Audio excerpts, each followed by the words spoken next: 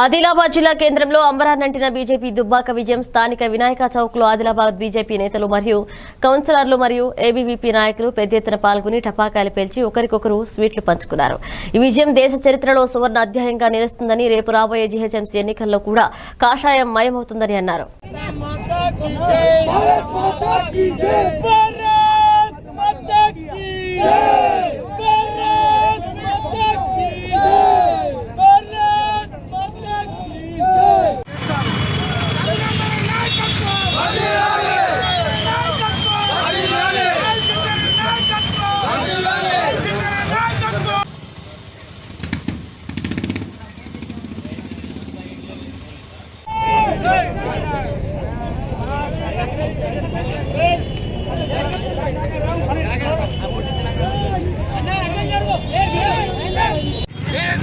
అందరికీ కూడా భారతీయ జనతా పార్టీ కార్యకర్తలకు బండి సంజయ్కి నరేంద్ర మోదీ గారికి వస్తుందని చెప్పి దుబ్బాకలో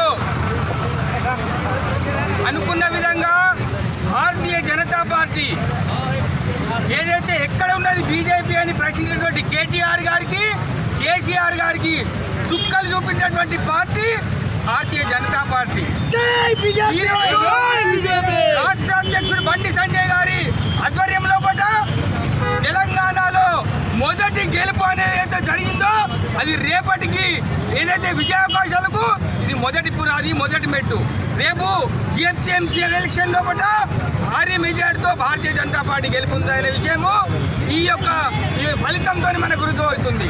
దేశంలో ఎక్కడ ఎన్నికలు జరిగినా కానీ అది గుజరాత్లో కావచ్చు, ఇప్పుడు బీహార్లో కావచ్చు, 3వ వంతు మెజార్టీ మాకు వచ్చింది. అదేవిధంగా మధ్యప్రదేశ్లో, గుజరాత్లో, మణిపూర్లో, నాగాలాండ్లో ఎక్కడ ఎలక్షన్స్ జరిగినా భారతీయ జనతా పార్టీ నరేంద్ర మోదీ ఆధ్వర్యంలో కూడా భారతీయ జనతా పార్టీ విజయాలు సాధిస్తున్నది. రేపు తెలంగాణలో కూడా భారీ మెజారిటీతో ఈ తెలంగాణ టీఆర్ఎస్ ప్రభుత్వానికి ధీటుగా భారతీయ జనతా పార్టీ గెలుపు సాధిస్తుంది. ఖచ్చితంగా ఈ టీఆర్ఎస్ ను ఓడించే పార్టీ ఏదైనా అంటే అది భారతీయ జనతా పార్టీ. ఇదందరూ కూడా ఏదైతే నిన్న దుబ్బాక విజయము ఇది భారతీయ జనతా పార్టీ కార్యకర్తలందరి విజయము.